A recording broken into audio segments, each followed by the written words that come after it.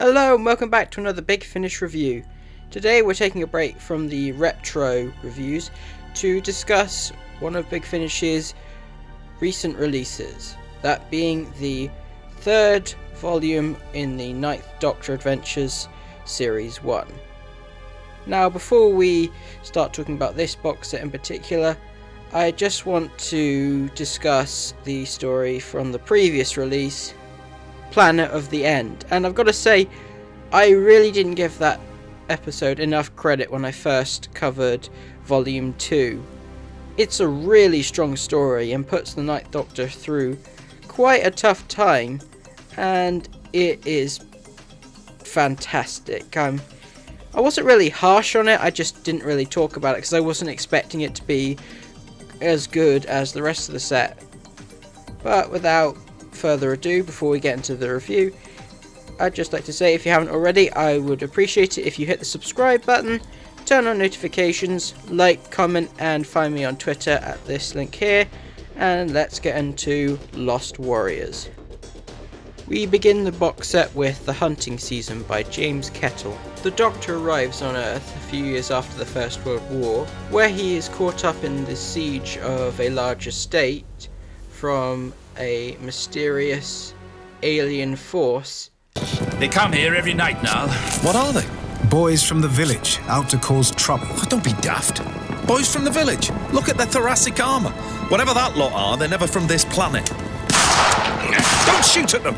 You may be my guest, sir, but I am the master of Dewberry, and I shall do what I see fit to defend it. We should find out what they're after. Give us our desire. Flesh. They shout that all the time. It's to try and frighten us. Yeah, of course, it might be that. It might be to try and frighten you. That might be the reason, or it could be the reason they keep shouting flesh is because that's what they're after. Flesh? They're hungry? I think they might want to eat you. This was probably my least favourite of the set, and probably the least favourite of all the Ninth Doctor releases so far. While decent, it does play on pre-existing concepts that have been explored better elsewhere. Some of Big Finish's other releases, I think the one that comes to mind is definitely Chimes of Midnight. A lot of the characterization of the staff and the owners of the estate put me in mind of that story, and this is definitely not as good. Although the lord of the estate and his daughter are intentionally meant to be unlikable, it is quite hard to sit through how one-dimensional they are and how much bloodlust the daughter has. I think the main goal of this particular episode is to tie in the honour of war that the characters are having and contrast it with the PTSD of the Ninth Doctor following the Time War. That's probably the strongest part of the story and the most interesting thing about it, because otherwise you've seen this story before and I'd probably skip this one. A key member of the cast in this story is Annette Badland, who worked alongside Christopher Eccleston back in Series 1 as Margaret Blaine. Here she plays the cook, Mrs. Goose, and while it's nice to always hear Annette, she has not much to do in this story outside of acting as a sort of narrator, tying the story she's reading to the staff, to the events going on in the episode. The stranger stared at the sheriff. "You know my price for dealing with the rustlers," he said. "The question is, are you prepared to pay it?" Next up, we have The Curse of Lady Macbeth by Lizzie Hopley. This story sees the TARDIS arriving in Scotland, specifically the Kingdom of Moray, and is caught up with the real-life Lady Macbeth. Much like with the previous story, we have a notable member of the new series cast, with Niamh McIntosh as Lady Macbeth herself. It's gone. How do you see anything in this mist? I do not fear you, Blue Man. Blue Man? Blue Man? Why does that ring a bell? Let's see. I'm near Loch Ness. Scotland. Again, honestly, if the TARDIS turned tartan, I won't be surprised. Have we had Zygons yet? So long as you're up here with me, you'll keep your hands off our menfolk and their boats. God, you blue men of the Minch! Storm Kelpies! You're no Kelpie. I'm not talking down Kelpies. I've ridden one. And now you're alone, fallen angel, plucked from the waves by our prayer well. Your curse will end. Okay, I am not here to curse you, and I'm certainly no angel. So you can put the dagger away. Not that it'd be any use against the Kelpie. Ah! I'll have you dance, Blue Man, for what you've done. I'm really not what you think. Well, you're no man, or you would kneel. Kneel? Oh, you mean to you? You see, this is the problem when you just pop up and don't know the locals. I am the wife of the Mormayor of this province.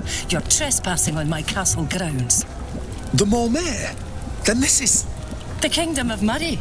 Have you been hit in the head? Oh! I do beg your pardon. I am Queen Cruach. Oh, you're much more than that. You're Lady Macbeth.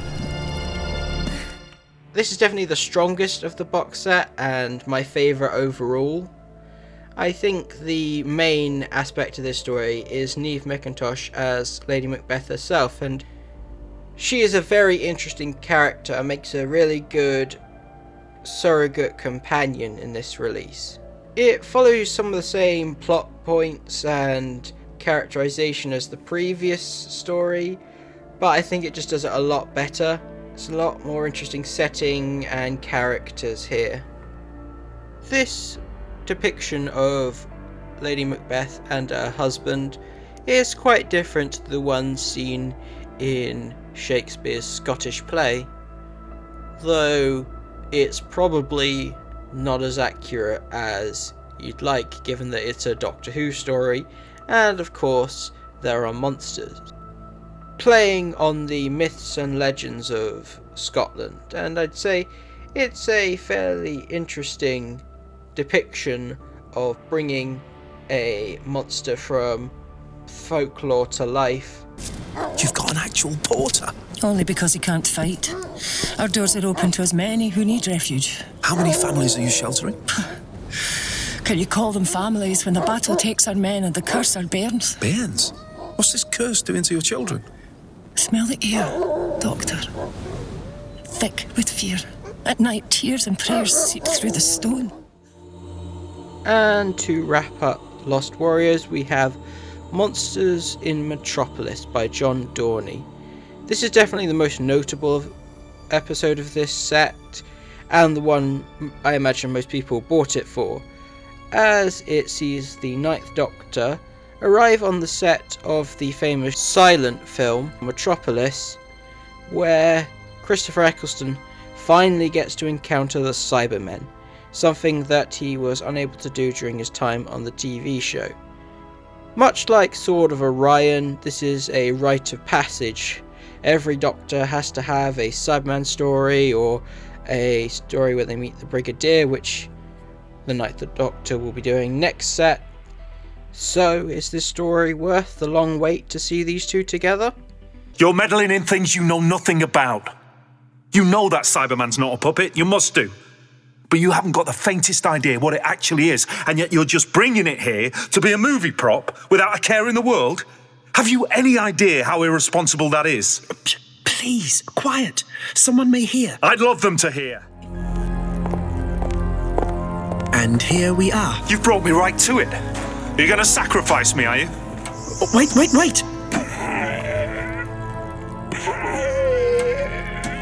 Eh? You see? How can you feel pain? How can you feel anything? This creature is not what you think it is. It's, different, certainly. Whatever you believe a Cyberman is, it has evolved beyond that. Impossible. They don't evolve. They don't change. That's the point. Well, this one has. I'm telling you, it can't. Probably the strongest aspect of this story is the setting of being on the film set, and the Doctor's excitement of seeing this famous movie being brought to life. The Cyberman plot is probably the weakest part of it, as again, this feels much more like a retread of the Silver Turk rather than any kind of original story with the Cybermen.